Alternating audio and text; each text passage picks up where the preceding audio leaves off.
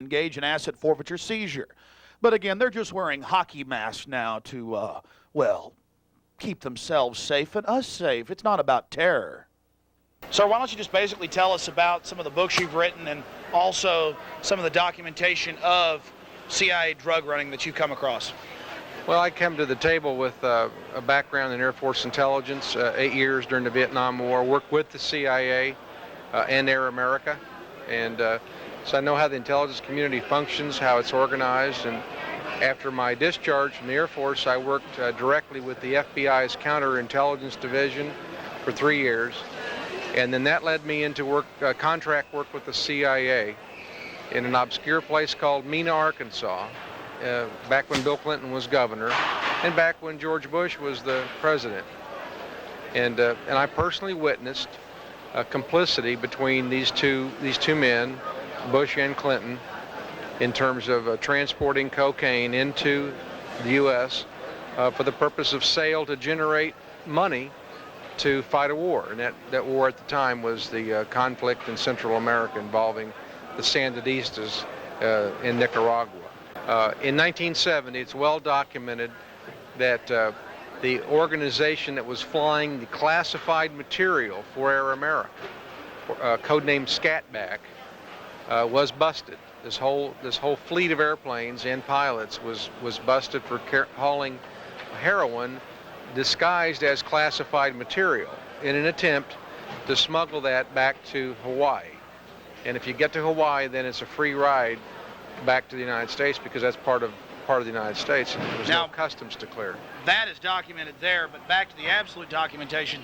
Tell us how you were involved in Mena with then Governor Clinton of Arkansas and President Bush, who had also been director of the CIA earlier in the 70s. I met Oliver North in 1982.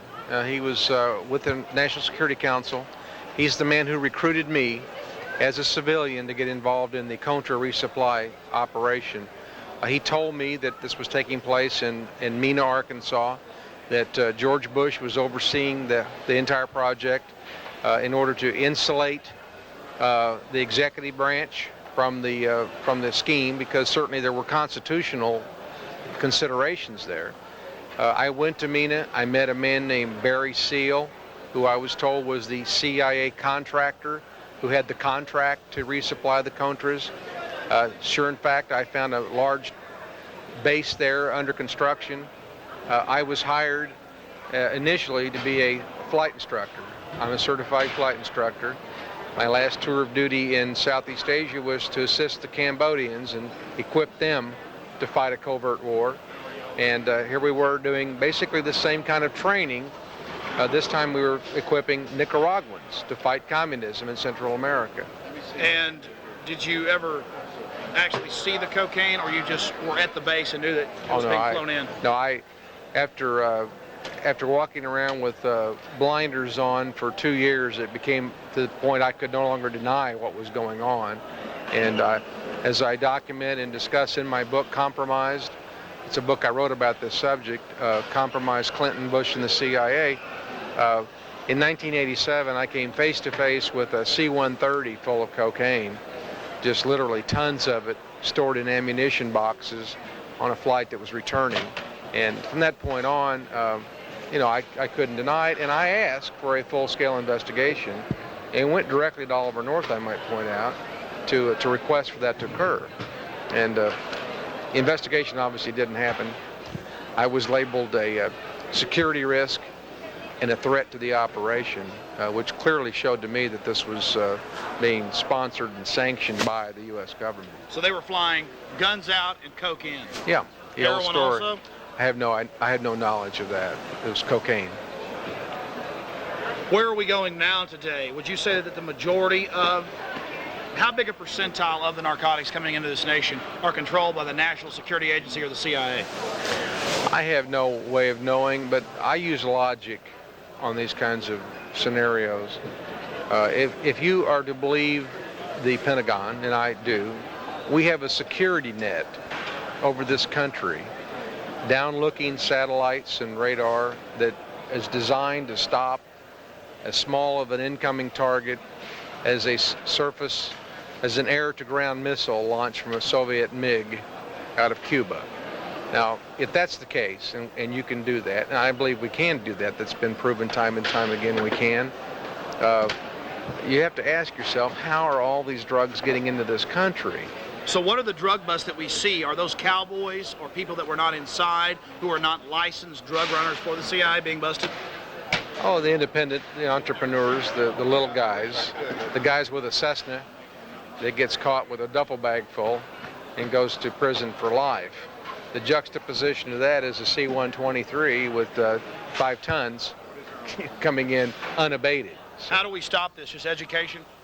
no, we the American people, first of all, say we don't want a war on drugs. I'm for total legalization of drugs. Well, some people will be shocked by that, but back in the 1920s during Prohibition, alcohol abuse skyrocketed. It created giant armed gangs. If you make something illegal and risque, a giant black market rises. Well, black market is what the problem is. The profits are there. Take the profit out.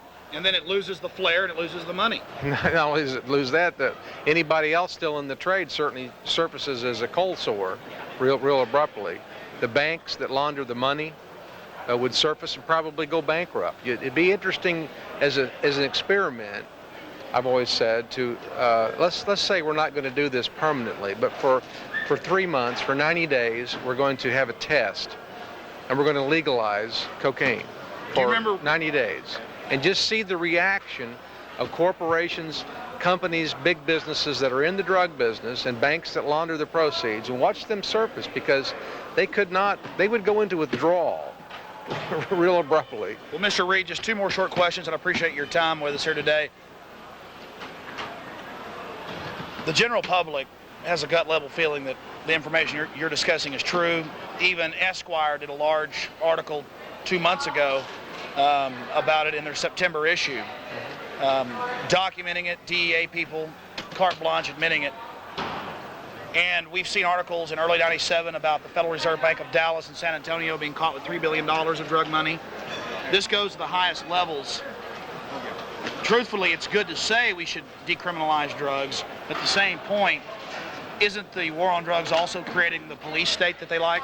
That's my greatest concern. I don't say let's legalize drugs because I want to see you use drugs or anybody else. We have not had a war on drugs. We've had a war on our Bill of Rights under the guise of the war on drugs. I never thought I'd ever live to see the day in this country that I fought for to have roadblocks, arbitrary roadblocks. Now, passengers in vehicles have no rights, as you know, that the passenger has an obligation to show his or her identification. Asset forfeiture, seizure. The test case before the Supreme Court as we speak are the passengers' belongings in a vehicle subject to involuntary search, and I believe the Supreme Court will go along and say police have the right to stop and search you and me or anybody else in a vehicle. The Fourth Amendment is worthless. It's been trampled on. It's useless. And this is reminiscent of Nazi Germany. Absolutely. So if we want to return to a nation of greatness, we're forced to legalize drugs just simply to preserve our civil liberties guaranteed us under the Bill of Rights. And then if some idiot wants to OD, that's their problem. Don't take my civil liberties. To me, that person who OD'd is a lot less threat than a group of SWAT team officers kicking down a door inadvertently and shooting the wrong guy. And saying it's because of drugs. Absolutely. That's their umbrella. Mr. Reed, thank you very much for talking to us. Thank you. Let me, if I may, end my formal remarks there. I don't believe we've got more than 5 minutes, but Dr. Faulkner, would it be useful if I took some questions here before we leave? General McCaffrey, Alex Jones from KJFK Radio in Austin, Texas. I fully agree with you on the scourge of narcotics and their destructive consequences on the human brain. But something I find interesting is the massive evidence coming out in the past of our own government and other international organizations' involvement in drug smuggling. In fact, 2 days ago, you called Colombia an emergency situation, and you're calling for $1 billion and more funding. Well, your head of counter narcotics and drug operations in Colombia, his wife was just caught shipping in masses of cocaine into the United States. This is from the Washington Post, sir. Also have Reuters right here on it. Is there a question? Yes, that's my question. I just wanted to state my facts because, you know, we're in this world where you ask a serious question, you're a kook. Let's talk about the drug running of this government.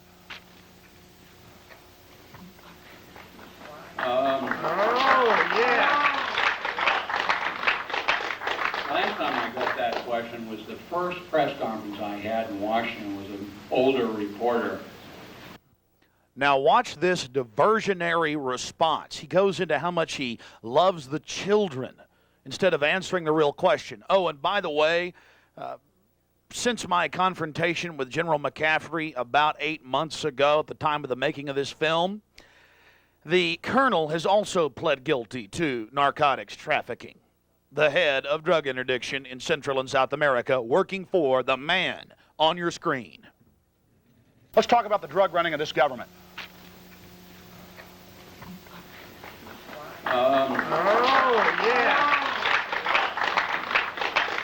Last time I got that question was the first press conference I had in Washington was an older reporter. And I said, I don't know, I've been serving the country for 32 years. I'm not running any drugs. Louis Freeh, I don't think is. I think the poor wife of the Mill Group commander in Colombia underscores the problem. Drug abuse and its consequences are not a problem confined to one subsegment of the population. It affects all of us. Corruption, illegality. 4 months ago, I visited one of my best friends, lifelong friends. The four of us grew up together in the Army. Very senior officer. 3 beautiful kids. The baby is 21 years old now. Kid looks like Christopher Reeves, handsome lad.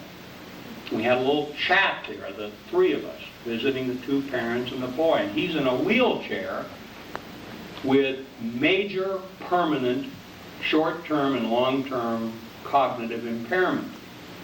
And they've chopped away the muscle mass of his right arm and right leg because he overdosed on heroin and was in a coma for 42 days.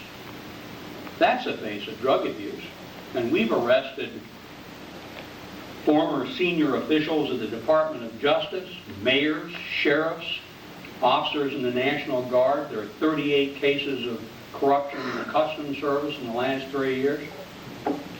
By the way, when I say that, I don't mean to imply, and nor do I believe, that this government is seriously jeopardized by drug-based corruption. Well, I wasn't accusing you of drug running, sir. No, I just... The NSA and the CIA, and y'all just make sure everything, go after the cowboys. They give you a target to go after. What do you got, Trevor? Hey, General, I wasn't accusing you. Yeah. But, hey, we know what's going on. It's funny, isn't it? You had to be there to see it. McCaffrey just simply laughed after he walked by. Yeah. See, he had his little emotional speech up there about the baby, trying to win people over with emotionalism. But he's a cold-hearted dealer in death. And yes, now with more research, I will accuse McCaffrey of being a drug runner. Exiting. General McCaffrey, there's a lot of documentation on the drug running, sir. There's massive stacks of evidence, General McCaffrey.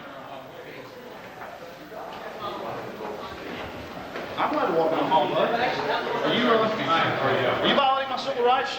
Or my God-given rights, I should say better. No, this is closed press right now. Thank you. Oh, closed the press right now? This walk is, yes. Oh, this walk is? Yes, please. Oh, okay. If you'll respect our... There are people walking all over the place. They got some Army intelligence gentlemen following me along. Falsely reporting. Does this go out? Military personnel right now. Oh, really? No? The general isn't here? There weren't a bunch of Navy people in uniforms? He's non-active duty, thank you. Oh, well, I know that. He's active cover-up. Yes. Well, thank you very much. Y'all have fun in the office of the dean. McCaffrey was giggling and smirking the entire time, and we didn't catch it on video where these guys were trying to shove me up against a wall. Little boot-licking slime balls right here in America. I don't care if there's drug dealing. I don't care if we're the biggest prison state in the world. Yes, growing faster than the internet. I have power. I know the General McCaffrey. Lack of honor, my friends. That's what's destroying this nation.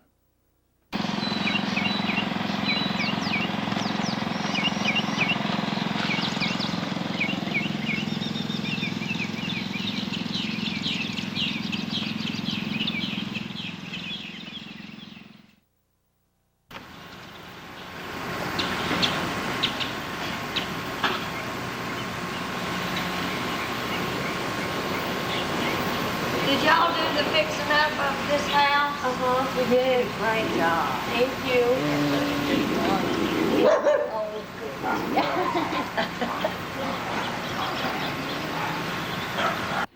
What you're seeing is real. April 10th through April 20th in Swansboro, North Carolina. This has been repeated across the country in the last 2 years. So-called urban warfare training in America. Of course, in the case of Swansboro, they actually pulled people over and searched their vehicles with the local police department. A local listener sent me this video of the Swansboro incident. You see, they take out groups of young officers from across the country in the Marine Corps and teach them that it's okay to go into American towns and cities and take over the city halls and search vehicles. In this training exercise, it became real. They become so arrogant, they just followed their orders and began to search people's vehicles. And as you're about to find out, it's not just the Marines, it's the Army too, in Central Texas. Well, here's some Marines training to search people's vehicles, and guess what? This is some poor Swansboro resident that had to come through the checkpoint to get home. Searching the vehicle right now. Over. 3 Alvin, this is CP. We copy your last. Stop the vehicle. Have 2 males detained. Keep us abreast of what is going on with the situation. Copy. Roger, I copy. Well, I'm glad the Marines are learning how to do their police work, and, well, here's 2 of the troublemakers now that they've apprehended.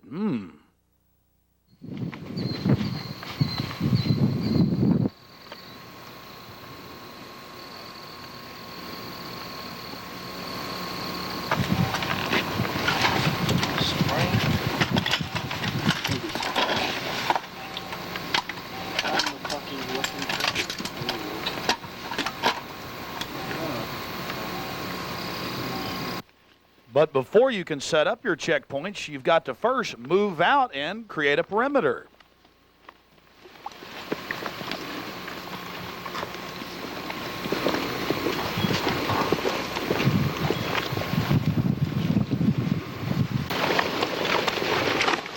This is all extremely healthy for the locals to see. It's to train them that it's all, again, completely normal. To have troops running around your neighborhood at night pulling vehicles over. It's all part of living in America.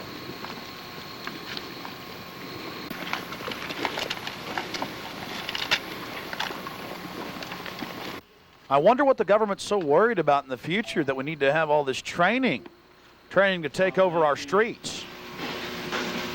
45. Down to 17. And then I want you to go down South Water Street to 10.53.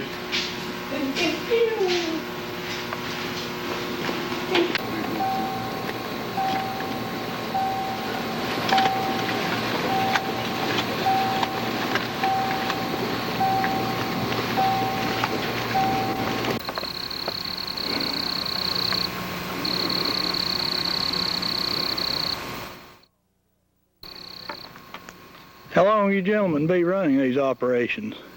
We'll be out here most of the week, sir. Get ready for the biggest bombshell of them all. The document on your screen comes from Fort Hood, Texas, the largest U.S. military reservation in the Western Hemisphere. In 77 Texas counties, under the guise of bomb disposal, the military is serving search warrants with SWAT teams, civilian police SWAT teams in 77 Texas counties. Illegally violating every canon of a free society, the military openly invites police, state, county, city, you name it, for any reason at all, to call the military 24 hours a day for assistance. Please do not hesitate. Do not feel as if we are a last resort asset. We are here to support you 24 hours a day. All of our personnel for your agency and other agencies. Do not delay. Signed, Mark E. Crusoe, Captain, U.S. Army, Commanding Officer, 77 Texas counties. The infiltration has begun. Here's a list of the 77 Texas counties where the U.S. military, the Army to be exact and specific, is operating in, from Anderson to Bell to Williamson. Oh, but one county is conspicuously absent. That's Travis County, the county where I live, where Austin, Texas, the capital, resides. I found out about some of this 2 years ago, got involved, and stopped it. We called Fort Hood. And yes, their military police did confirm that they were even on the local Killeen SWAT team, the town outside of Fort Hood, and that it's going on all over the state of Texas. For more information or to get a copy of the actual document in our possession, go to the website Infowars.com. You can also see still photographs of a bus search in Temple, Texas. Mike Hansen, my cameraman of many years, was traveling from Austin to Waco to cover a story when he happened upon, on the northbound lane of I-35, military and police searching a Greyhound bus. So he stopped to investigate and noticed that the military were covering their faces. This is the same place that Mike was given the document that we just showed you, where the military admits that they're serving search warrants to civilians' homes with the police and a host of other civilian law enforcement actions, direct violations of posse comitatus.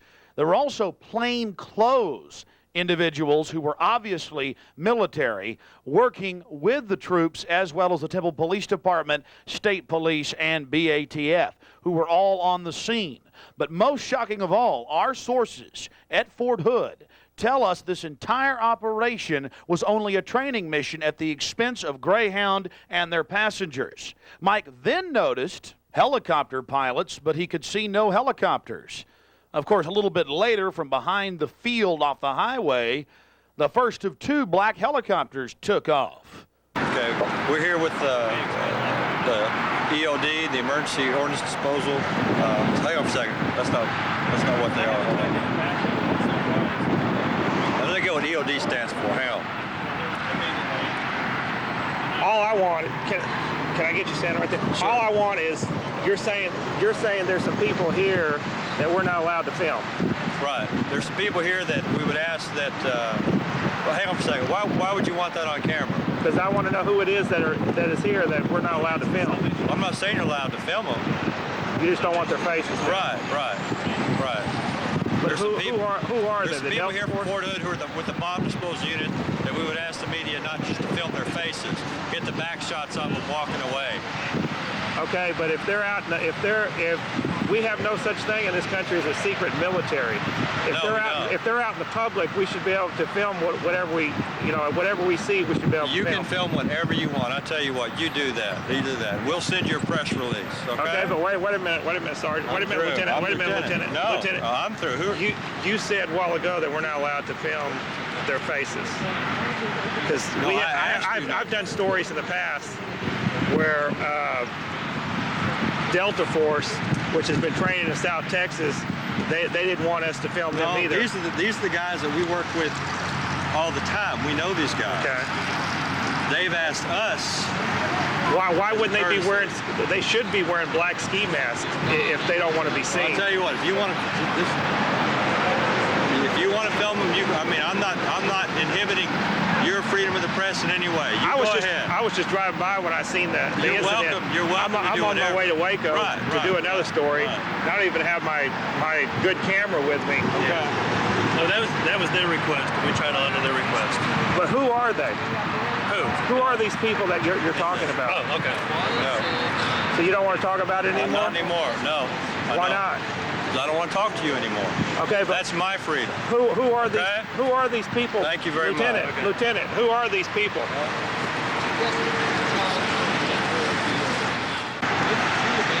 So you're not willing to tell us what's going on here? I'm not right now. Why not? Well, because you don't seem to be very cooperative with me. Oh, I'm very cooperative. I'm very cooperative. We just get stuff. I understand. We just get stuff. We don't want the party line. We want to know the scoop that's going on. Well, I would be happy to tell you that. Okay. Whatever you want to say. Whatever you want to say. I've been talking to the media for about a year and a half. You're the first one I've ever had who wants to get me on camera doing everything. I've been doing this for a long time. So you just make me feel a little nervous. No, I just You're want the first media person that's ever made me feel nervous. I just want it nervous just because I'm asked the question about who these people are. No, because you're trying to get me on camera, trying to, like, I'm a part of a conspiracy or something. It's a conspiracy. Okay, here's my feelings of this. We should be able to film whatever we see in open public. You can. But you said a while ago when I first walked up that you didn't want us to film whoever these Army guys are at Fort Hood. Now, a tactic we use when the police are being a little bit ornery or other so-called public officials or public servants, we like to aim the camera at the ground or to the side and basically get the audio. Now, you're going to hear, well, some interesting revelations here in just a second. Them admitting that the military does some things and they don't want the public to, quote, know what they're doing. So listen carefully. Like these guys I work with all the time. I wasn't saying I was going to do it. I'm just wondering why They asked, I mean, that was why. They asked us because they do stuff that's something like this or whatever, and they just didn't want anybody to know what they did. Yeah. Which for us, I mean, these are the guys we work with. So how far can we get where we can just get some shots? Well, how far do you need to get? If you want to get right up in here. Yeah, where we can see what they're doing. Oh, coming over here.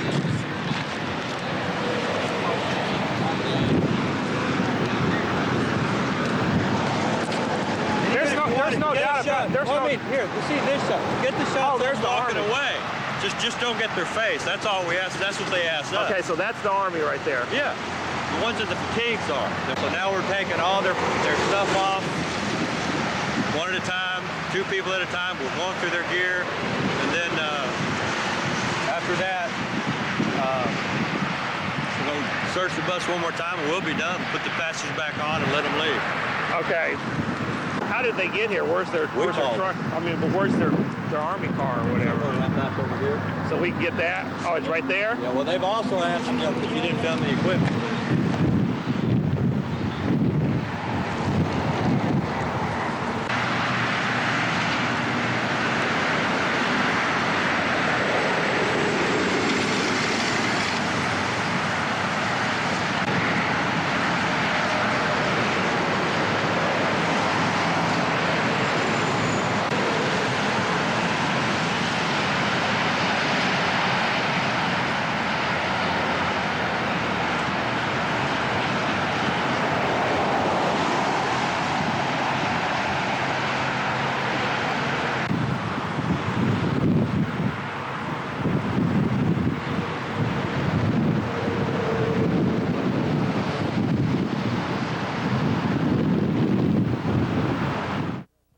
According to Mike Hansen, and the tape does show it, that gentleman right there seemed to be calling the shots, the plainclothes gentleman with the police officer. In every one of these operations we've studied, there is always an FBI handler merging the military and the police. I think this footage speaks for itself. How are you liking your secret police, America?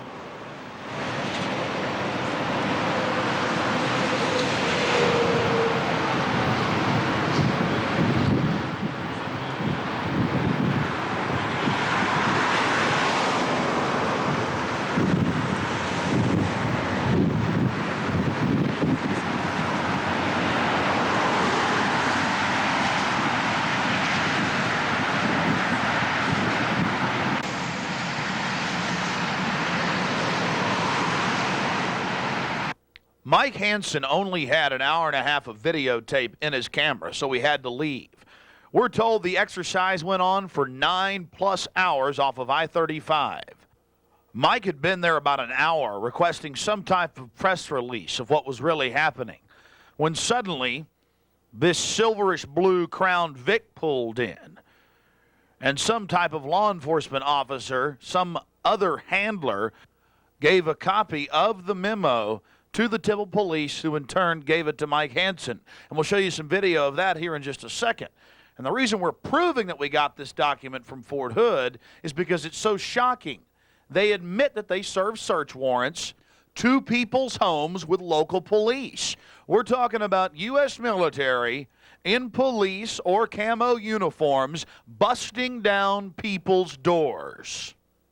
And they become so arrogant that they've got the nerve to put it in a memo and admit they're doing it and then hand it out to us on the side of the highway when they've got a Greyhound bus pulled over and they're searching it. It doesn't get any more secret police than this. The military, working in civilian law enforcement, welcome to Mexico or Russia. We're good ask, and I give you this. Good. This will explain what they do and how they do it, and why they do what they do. Okay. Okay, but our only question is the military is not supposed to be working with local law enforcement. Right. Y'all are supposed to be taking care of these problems. Not military is supposed to be Bosnia. Right. That's what this explains. Okay. The agreements. I'm glad you gave me this. Right. This is their document that says why they do what they do, the agreements they have with civilian law enforcement, and that kind of thing. So, Why the military is hiding their faces? oh, I don't know. That's what they ask. I understand that, but they if they're doing something just, Right. if they're doing something just like y'all are, they should have their faces. What I would suggest you do is ask Fort Hood spokesman. They can Believe me, explain that. Right. this is going to be a 2-hour show tonight. Believe me. Okay. All right, thank you, But sir. I didn't want to get that to you. All right. Mike had been there about an hour when suddenly dump trucks from the city of Temple, Texas started showing up. Mike witnessed the police and the military ordering and directing them around to block Mike's camera view as well as the view of the mainstream media. Again, if the police and military are just working together to keep us safe from mad bombers, why not let the media get a view of what's happening? The facts are, my friends, this entire mission from our sources at Fort Hood was nothing less than a training mission. Of course, unfortunately, the local Temple police weren't let in on this secret, and neither were the terrified people on board the Greyhound bus or the driver. All of this at the public's expense. Unfortunately, it only gets worse. The Des Moines Register in Iowa, March 28th, 2000. It seems it's an everyday occurrence to have the National Guard out for, quote, safety checkpoints being conducted with local police. Also in the April 10th, 2000 edition of Around Iowa. It seems they're having to propagandize the local public via the papers and condition them that it's okay to have the military out in police uniforms and dressed as civilians. Oh, that's not a telltale sign of the secret police. But don't worry, it says questions have been raised about the use of plainclothes Iowa National Guard troops. But Major Michael Cohen, a lawyer for the National Guard, he says there's no problem. Why, he says Congress says that it's A-OK. Well, I guess they've scrapped posse comitatus and we're going the way of Mexico or Russia. How can any serious American watch this? Anyone that has an even basic grasp of human history. My friends, this is the battle for the Republic. Mobilize against it today. You may be saying to yourself, well, it's just in Iowa this is happening. No, Knoxville, Tennessee. There's the Knoxville News Sentinel, mainstream newspaper. That's right, and the sheriff, Richard McElhaney, says, I'll do anything I can to get drugs out of this county. Wonder who's bringing them in, though, to cause the crisis so they can offer their solution. I wonder why scenes like this from Swansboro, North Carolina, are becoming an everyday occurrence, and we're being conditioned to accept it, along with the police and the military. It's all part of living in a command and control society. As we speak, the federal government is stealing private property by the tens of millions of acres. Of course, they claim it's for the environment. But take heart, America. I have a local affiliate to my syndicated radio broadcast in Knoxville, WHJM. We were able to rally against the checkpoints there with the National Guard, and it was put to an end. It was stopped. And right now, Richard McElhaney, the sheriff, is fighting for re-election. That's what it's all about, America, taking action and getting in their face. This is not something that Americans should be made to accept, the National Guard's so-called assistance to local law enforcement. It's all part of a greater federal takeover of every facet of American society and our freedoms. One only has to look at the birthplace of SWAT, Special Weapons and Tactics. Los Angeles, where the police have become killers, not defenders and protectors of the people, where they give each other awards for shooting innocent people. They've now pled guilty to these crimes. Well, here we are in Florida, at the Hernando County Airport right outside Brooksville, Florida, where Army Special Operations along with Air Force Special Operations are training. We'd have no problem with that except for one thing.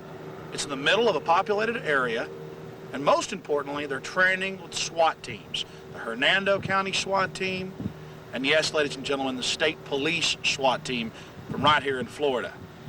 We've seen countless training missions along these lines, some far worse and some less intrusive, all across the country. But make no mistake, this is a new phenomenon right here in America. Nevada County Sheriff's Office. Nevada County Sheriff's Office, I'm going to call. Sheriff's Office, I'm going to call.